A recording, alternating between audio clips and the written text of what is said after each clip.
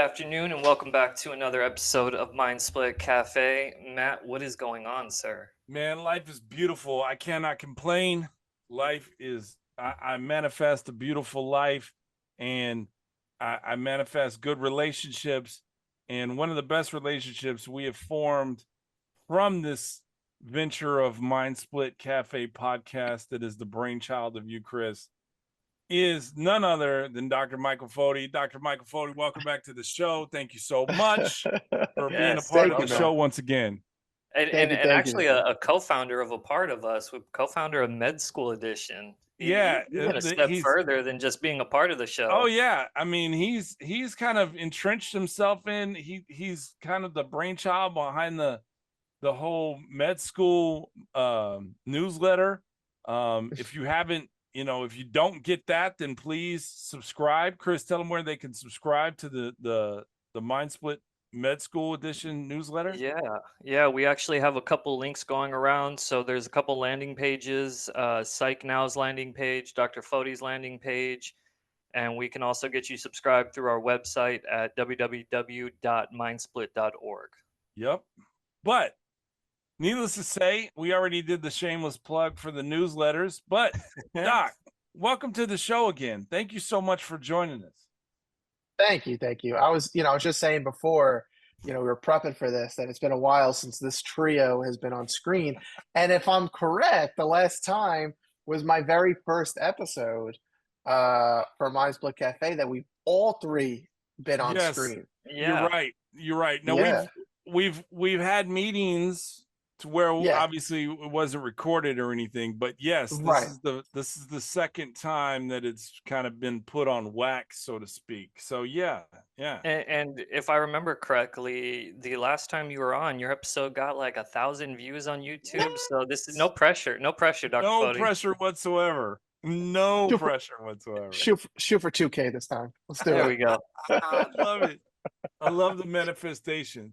So, Doc, it. why are you? I mean, obviously, we'd love to have you, but why are you here today? Like, what are we talking about today?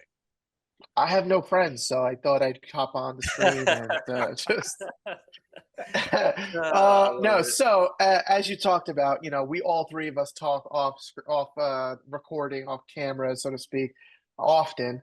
And Chris and I were having one of our many conversations that we have each week. He's gonna get sick of me, by the way, Matt. But we're gonna have to start switching this up. He's gonna get You, sick of me you, for you're, sure. you're gonna have to use a different word. Gonna? You mean I am? Yeah, no, Just messing, man. Yes, Just messing. yes.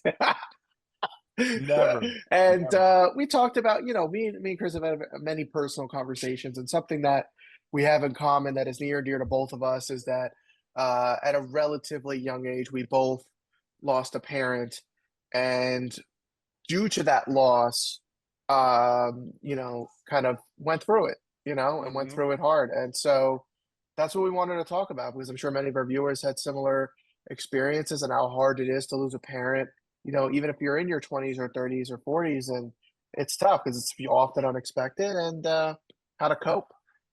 I was gonna say the Yeah. coping. I'm blessed to this point. I'm in my mid 40s, and I still have both my parents, and a lot of people can't say that, but so I don't know what it's like to lose a parent, but I know what it's like to lose. Like, I lost my uncle this past summer, who was like my favorite uncle.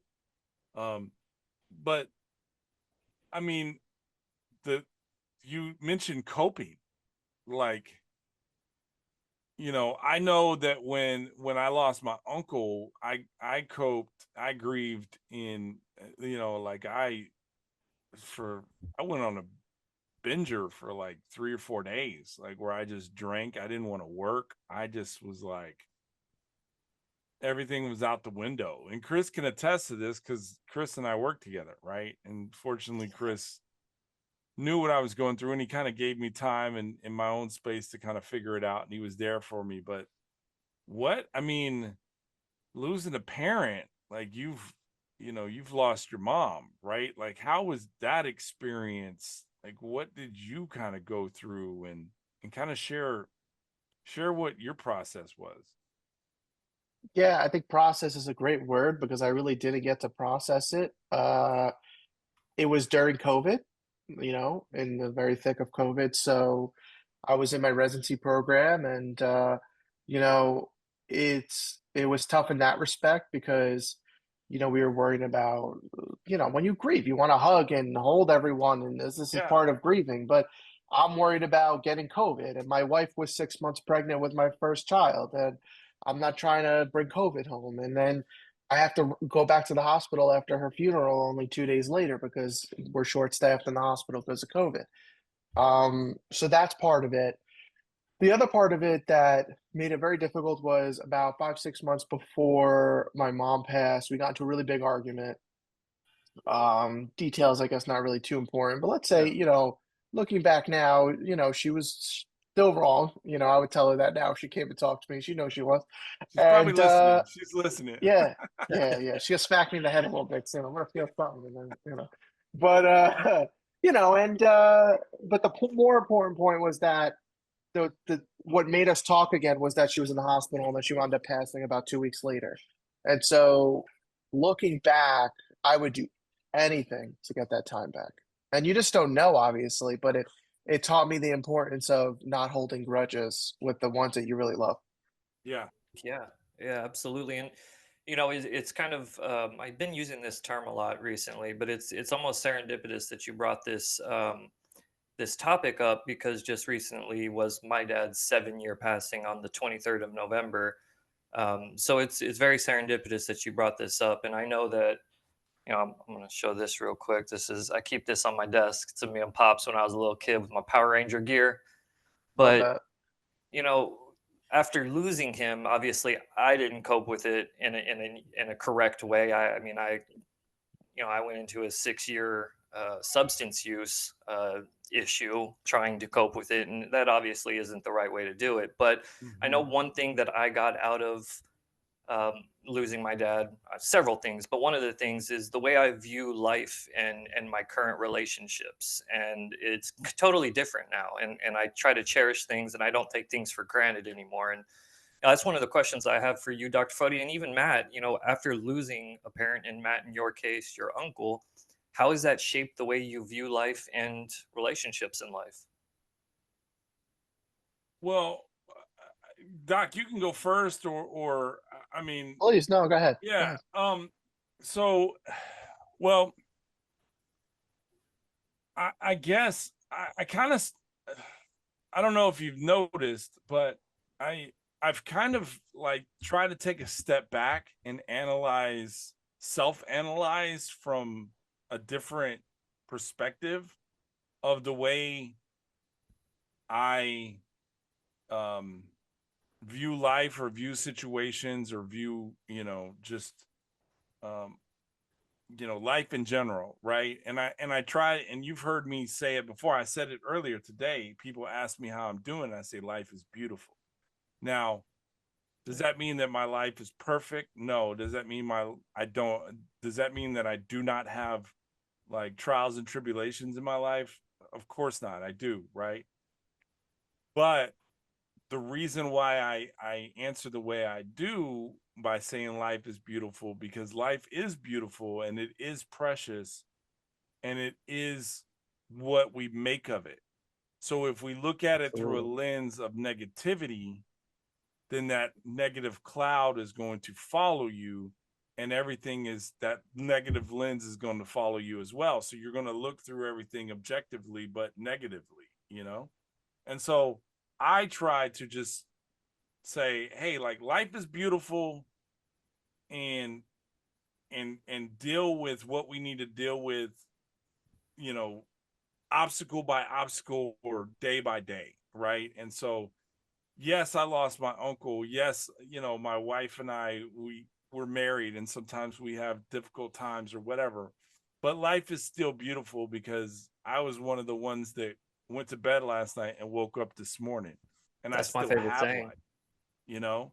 And so um there's some people out there that went to bed last night and didn't wake up this morning. And it's unfortunate, right? And so I just try to look at it through, if you can be positive. I don't want to say you positive all the time because that can kind of get annoying too, right? But um if you look at everything through a positive lens, then your bad days aren't necessarily as bad as what you think they are. They're manageable, they're doable, they're, the end is attainable, but they aren't the end of the world, sky is falling type day if you're looking at it through the positive lens versus the negative lens where, everything is negative and then everything is at the end and then it's just the worst, and I never wanted to go. That's how I cope with it. I just try to just be as positive as possible, as patient as possible, and and have faith and trust that there is always a solution for a problem. Point blank. It might not be the Yeah. solution you want or the outcome you want, but there always is a solution. You just have to be patient, take a step back, and find it. So that's how I deal with it. Yeah, That's a agreed. long answer, so I won't talk the rest of the show. So No, I agree with that, man. As long as you make up as long as you make the wake up list, everything else can be figured out. yeah, exactly. Yeah. Funny side Exactly. note, when Chris said that to me the first time when I texted him one morning and I was like, "How's it going?" He said, "I made the wake up list." I was like, "Is this like the Rolling Stones or something? Top 50? Like, is he Yeah, famous now? What's this list?" And I explained. I was like, "Oh, that's a beautiful thing. I just feel like an yeah, idiot." I was like, "What list did you make? That's cool. You yeah. 50 under 50? What do you do? What you making here?" I mean, if you really want to get technical, we're all winners, right? Yeah. Yeah, that's right. Everybody in life is a winner because Yeah. we raced against several million other sperm and we won. So we're winners, Very true. you know. That's So facts. we're That's winners. facts. So why 100%. not, why not continue to win? And I There's love what you said, by the way, Matt, about like that there's always a solution that you could find. That speaks so true to what I was just talking about, what happened to me, right? I should not have gone 5, 6 months without talking to my mom. There's a solution to that. No matter what she was right or wrong, yeah, I should have, taken the time to, even if I needed a day or two or three to kind of just chill, then try to find that solution with her. yeah. And I think that's Find that that's a olive perfect thing. branch, regardless if she's wrong or right, it doesn't matter. Like there's a way you can communicate, hey, like, Mom, this is the way I see it. I'm trying to understand in these 3 or 4 days that I've taken a break. I'm trying to understand it from your point of view.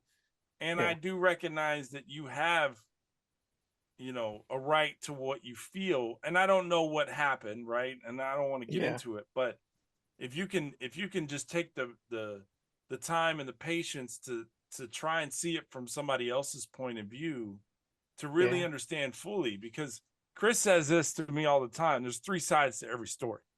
There's your side, my side, and the truth, right? And so, Yeah. and he's exactly right. Not saying that your mom was right and you were wrong. I'm not going to get into that. But Yeah. if you try to understand it from somebody else's point of view, then you can really, really start to appreciate, one, the relationship that you have with that person, right? And two, you can better appreciate them because Yeah. they formulated that opinion or that stance on that argument based on prior events or knowledge or history or whatever. Like they Oh yeah. formulated that opinion because of something that's been in their past, right? And so trying to understand that is key. Yeah, I 100%. agree. you Yeah. know And so, Chris, you asked about life perspective. So I went through it too, like you mentioned. I think that it was hard because when my mom passed, I kind of just dug everything down and didn't really think about a lot of it because I just had to get back to work, and all that, and didn't really process it. What you guys don't know is that also about 5 years ish before that, my dad passed away. And my dad, I didn't have a relationship with him. So my mom and my dad separated when I was like 6 months old. He moved back to Italy, where he was from, and I never saw him. But my whole life, I have an older brother, and me and my brother had a very different perspective. He was very much like, "You don't want me, I don't want you, I'm done, I don't want to hear from you." where I don't know, I kind of wanted to hear his side and like talk. It's your father. You want to meet the person. They're alive. They're there, right? Yeah. And then I never really got that chance because he passed away. He wound up having a heart attack on the job, and so I didn't get that chance. So it hit me hard. And then when my mom passed, so again, I started pushing it down, really think about it. But once I went through it, then when I went through it, it was when I graduated residency and I was an attending. A part of it was I really much felt like an orphan, because my mom had passed, my dad had passed. I didn't really have any other family in my life, and I just felt alone. And because of that, fell a part, a big part of it of why I fell into very severe anxiety and depression, and really went through it because I just felt like I had lost my entire backbone, like everything. Like I didn't have anything to give Yeah. anymore. I Mm. lost it, and it was hard. And what Yeah, was, no, I I mean, can you're absolutely see going, that. you lost your dad, you're going through residency, like the 30 years that you have to go through residency to become a doctor, like, and Yeah, I exaggerate, right? But, yeah, a little you bit. know, um, and like, what, and you're married, you've got a baby, like, you've got a second one, like, I'm sure the pressures that you felt, whether they are, the personal pressures, that you apply on yourself or just external pressures, whatever, I'm sure that what did you do? What did you use to cope? I guess that's what the question is. Like, what was it? Was it exercise? Was it alcoholism? Like, what did you, and I kid because this is obviously a substance abuse podcast, right? But, Well, I mean, Yeah, that's yeah. how I coped. I had an issue. but like, what was it? The therapy? Like, what did Dr. Michael Foti do to help cope with all these pressures that were going on, you know, during your life at the time? Yeah, it was hard at first because at first I wasn't coping, and I think a part of it was that like anytime life got hard, I'd go to my mom and she'd be like, "Psh, you got this. You're Michael Foti. Don't worry about it." Like she just had this, she believed in me and had this confidence in me that I didn't have in myself. Mm-hmm. So that's why when she passed, so did my confidence. She was my confidence. She was my strength. But when she left, and I just didn't have anything. But finally, what allowed me to finally cope and instill my own self confidence in me Yeah. was therapy, was medication. Starting an antidepressant, seeing a psychologist, taking a medical leave to just take care of myself for once, Uh-huh. and really do a lot of deep dive into me. Hmm. Yeah, and it I'm sure was just doing the deep dive into yourself was a difficult one. I know that is for most. yes, it was extremely hard because I never did, and I really had to figure out me because my whole life I was like, oh, the doctor, right? Like my whole life was just I'm gonna be a doctor. Like that's all I saw. And that was troublesome because when I had to take a medical leave and I had to put my career on hold, it was like, oh well, what's the rest of me? You know what I mean? It's like I had to really figure out who I was outside of a doctor. You Mm-hmm. had to find a Um, different identity. yeah. I felt that when, I mean, obviously you're much more educated than I ever could imagine to be, right? But I felt something similar when my playing days were over, like, because all I'd wanted to do since I was in the fourth grade was play in the NBA, play professionally.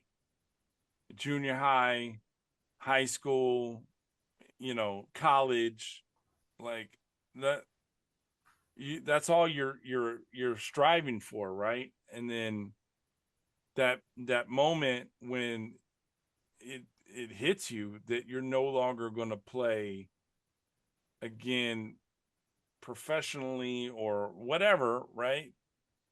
It that's your dream. Like that's it. That's the end of the road, and so that hits you. That happens for a lot of people every year, after the NCAA tournament, Oh yeah.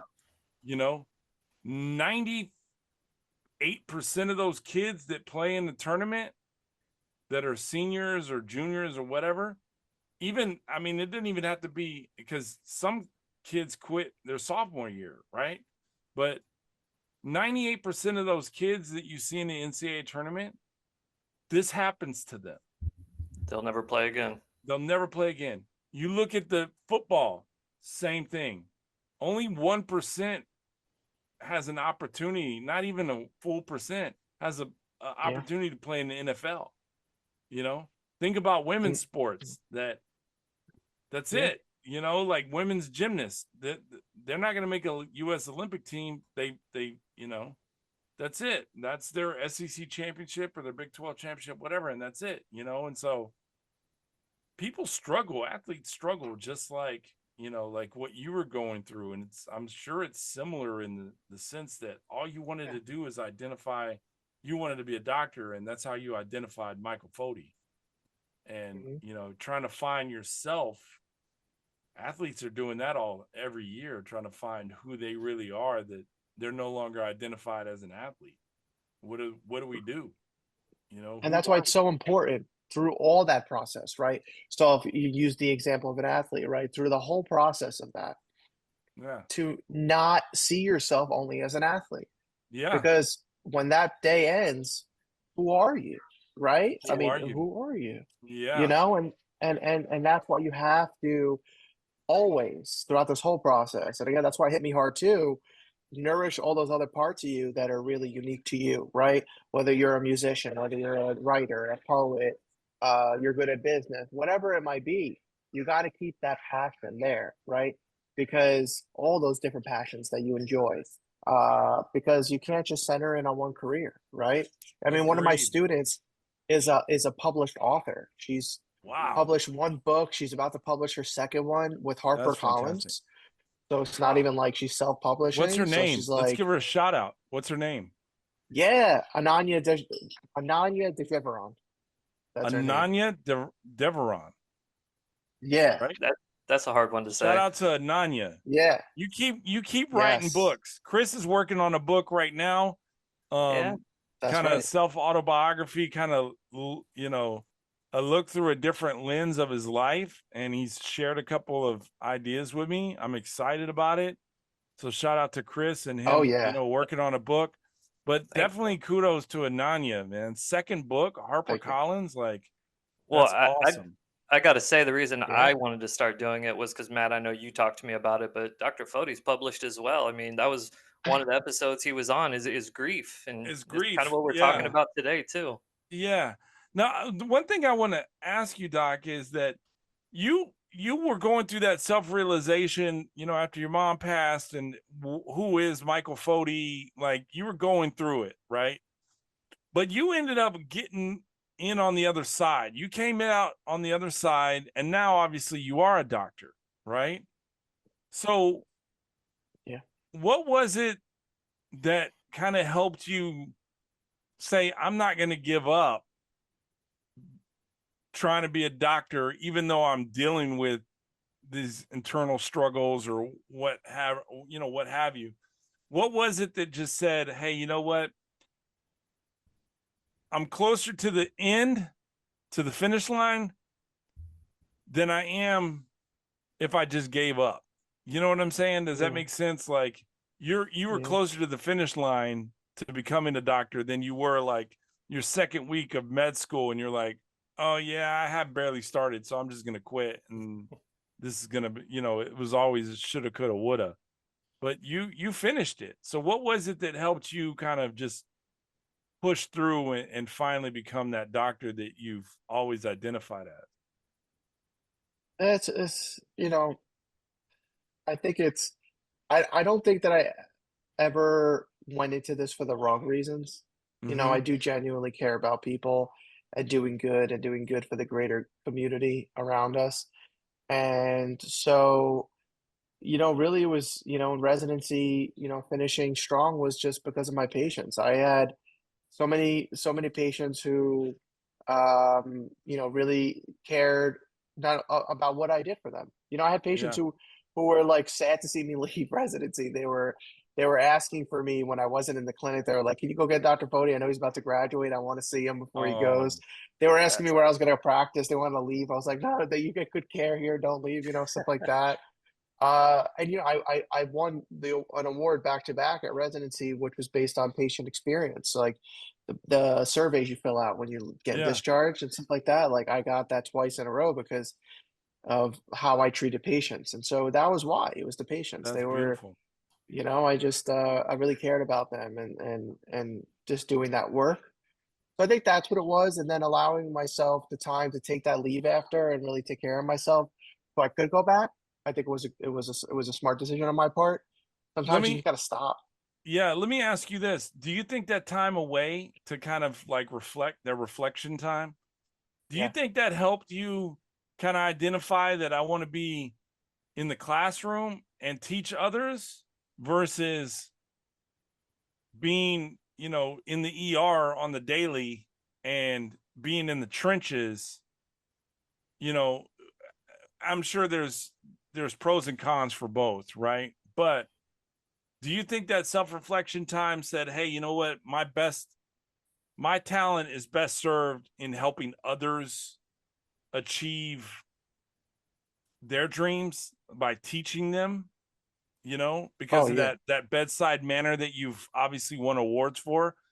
Your talents are best served by helping others get to that point where they want to achieve versus being in the trenches and being a rock star in the ER, you know? 100%. Because, there were moments during residency where I was like, I could teach. I could see myself doing this. I was very good at like mentoring the younger residents and I was very good at teaching and so I knew that that was going to be a component of what I did, but I Okay. didn't know it was going to be everything what I did. And so a big part of that introspection of that time I took was putting the ego aside, right? Of that, oh, I have to be a doctor, right? I have to be an athlete, for example, right? Like, no, what is the point here? I have a passion for helping others. I have a passion for mentoring. Yep. I'm still going to be able to help patients because if I help a whole generation of future Yeah. physicians do what I did, right? And have that bedside manner and take care of patients the right way. I am still helping patients and so many Yes, you are. more, right? So Yes, you it's are. still a beautiful thing. And you got to follow your passion at the end of the day. I love it. a good answer. I love it. Yeah. Thank you. You help indirectly, kind of like you were helping the physicians who ultimately help those patients. So the way you teach the physicians or soon to be, the residents, the it's a direct reflection. Those patients feel that because of what you've taught that, that resident or that physician or what have you. So you have an impact, Yeah. you have a greater impact than maybe that you're aware of. Oh I yeah. hope so. I hope so. Everybody, whether you're an athlete or everybody has a teacher or a coach or a Yeah. mentor. Like Yeah. Michael Jordan, we could get into a debate who's better, Michael or LeBron, whatever. This isn't first take, and I'm not Stephen A. Smith with my receding hairline. But Hey, whoa now. but um Look over Michael receding hairline. Jordan, Don't worry. Michael Jordan, who is probably considered a GOAT, and he's my GOAT, but he's had a coach. He's had several coaches that have taught Yeah. him skills and tactics and Oh, just yeah. He so credits many Phil things. Jackson with everything. Yeah. And so you Yeah. have one of the greatest, you could be the greatest surgeon or, greatest doctor or whoever, but somebody had to teach you that, you know? And I'll so, tell you, it's so true. I love that analogy. I love that analogy. And I think the best athletes always credit that coach, in my opinion. yeah, I mean, you're yeah, more in sports than I am. I've been watching sports my whole life, but I always appreciated those athletes that always one of the first words out of their mouth is they credited their coach or mm-hmm. mentor from when they were younger or someone, there was always that Somebody made an person. impact. Yeah. Somewhere. Yeah, yeah. Yeah, Somebody's I'll going to tell be you. giving a speech when they win an award, and it's going to be, I just want to send a shout out to Dr. Michael Foti because Oh, he taught me at an early age in my residency how to, how to deal with situations or how to perfect my bedside manner or whatever the case is, Or they're gonna right? say that he's got them signed up for Med School Edition newsletter, Yeah, something like that. or Dr. Foti signed me up for Med School Edition newsletter, right? And I Love don't that hate him shameless for plug. it. Yeah, I was gonna say shamelessly plugging that in again. Shamelessly That's right. plug, right? And so Love that. um Yeah. but you were going to you were going to be acknowledged. You were going to be acknowledged and you Thank were you. going to be recognized. And it might not be today and it might not be next Yeah. week. It could be years from now. But I manifest this now on this show that you are going to receive that acknowledgement and that recognition for the work that you do on a daily with your students. Thank you. And I'll Yep. tell you, they give me that every day. I didn't know what I was going into when I went to teaching, and I wasn't know if it was going to be really be the fit that it has become. But like the other day, one student said, "This place wouldn't be wouldn't be the way it is without you here." Or, you Yeah. know, a couple months into starting is when I knew for sure I had made the right decision. When one of my students left me a card that said, "You're not the professor we deserve, but you're exactly the professor we need." He left that. Beautiful. Beautiful. Yeah, That is Yeah. pretty yeah, good. yeah. That's That's beautiful. I had I the know I'm doing the right thing. I had the I you know it's so ironic that we're talking about this, but I had on another podcast that I'm on, um we just interviewed we had the opportunity to interview my communications professor from Mm, 1996 to 2000, right? That was my major.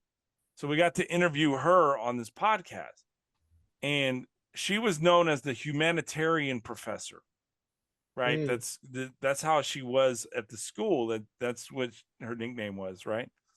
But I had the opportunity to tell her, and this was the first time that I had talked to her in decades, was not only were you the humanitarian professor, but you were my favorite professor because you were the one that helped me like design and outline and cultivate the way I talk to people on a daily basis 30 freaking years later. And mhm. so does she get credit every day? Do I drop her name every day? No. Shout out to Dr. Saavedra at UTRGV. But do do I give her credit every day? No. Do I know where it came from and what kind of started this? Yes. And I pay homage to her. And you, Dr. Michael Foti, it's the same way.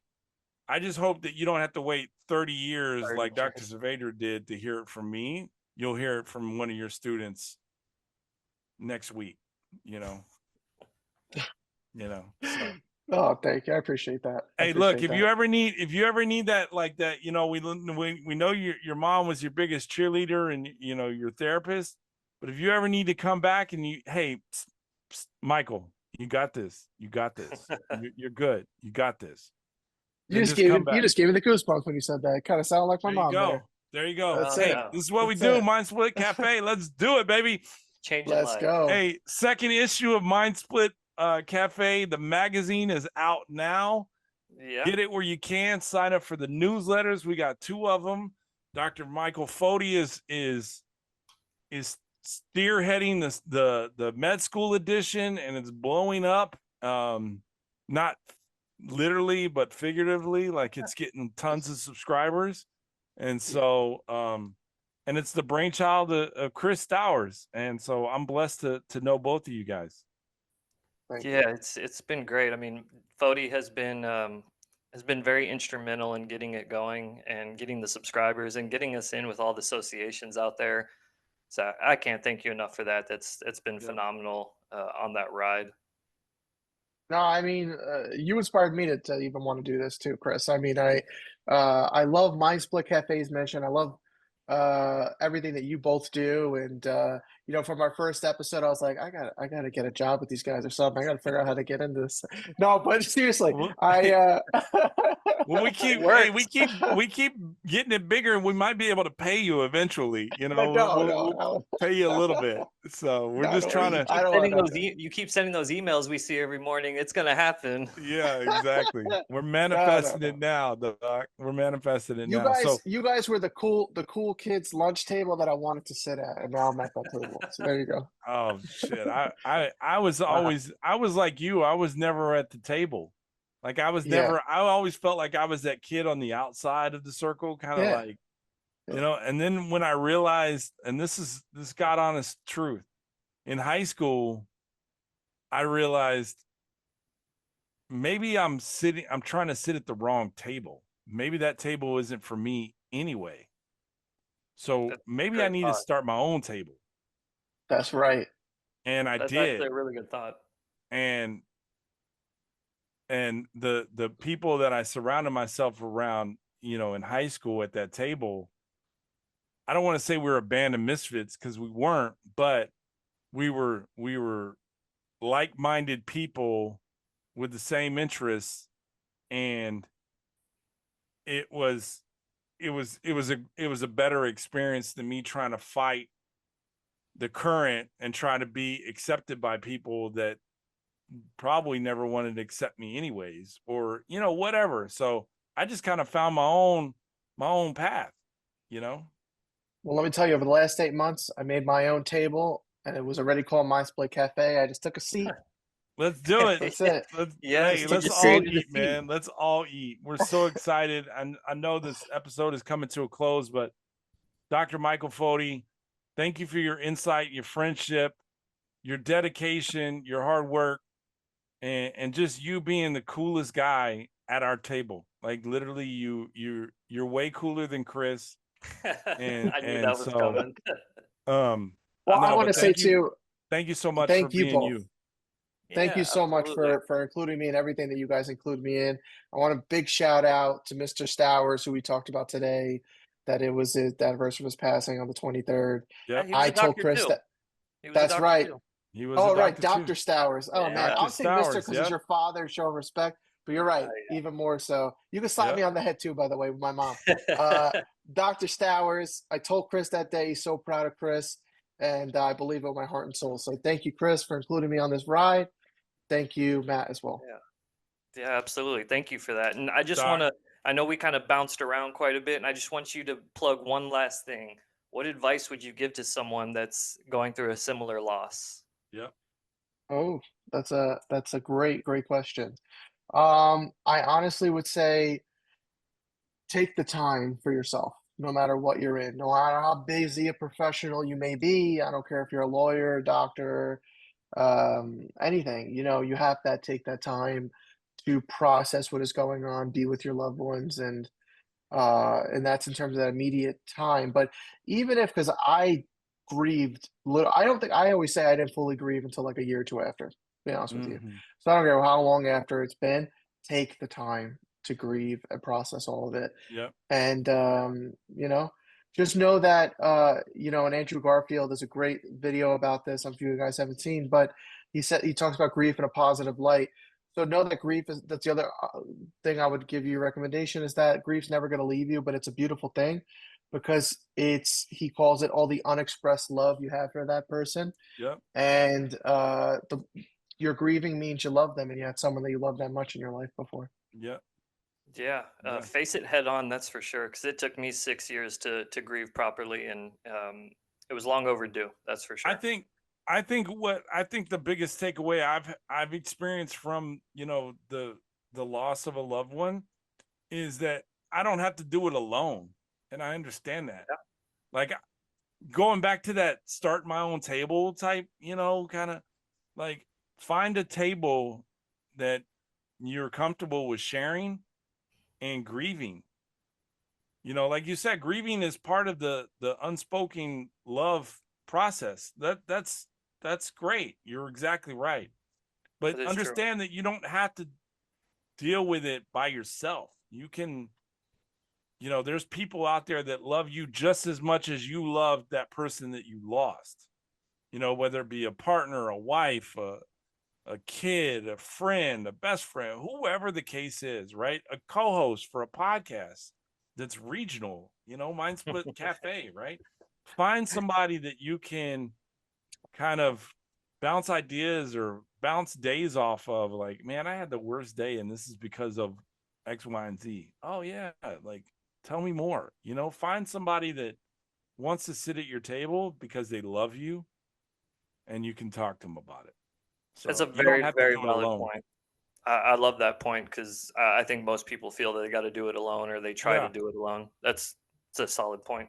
Yeah. And if you're a medical student who is going through it at the moment, we have our virtual wellness retreat on December 18th, 3 p.m. Eastern Standard Time. Going to be a lot of great people talking that can give you some tips about coping and everything Well, we'd love to, between if wellness and that's an mindfulness. invite, yes, Chris and I are in. We'd love to be the guest speakers. So let's do it. We kind of already are. Yeah, we already signed you up, buddy. We'll see you there. You just don't know. Oh, me? What? Oh, I love it. I had That's no great. idea. What? Hold on. Add it to your calendar. Yeah, check your Oh, that's calendar. good. Yeah. Let's do it. So yeah, but Doc, thank you so much, and we'll see you down the road, and you're welcome back anytime. You already know that. Thank Yeah. you. You guys are And the you best. can follow Doc on LinkedIn, Dr. Michael Foti. You can subscribe to the Med School Edition newsletter, like Chris mentioned in the beginning of the episode. If not, you can contact us via the website, mindsplit.org.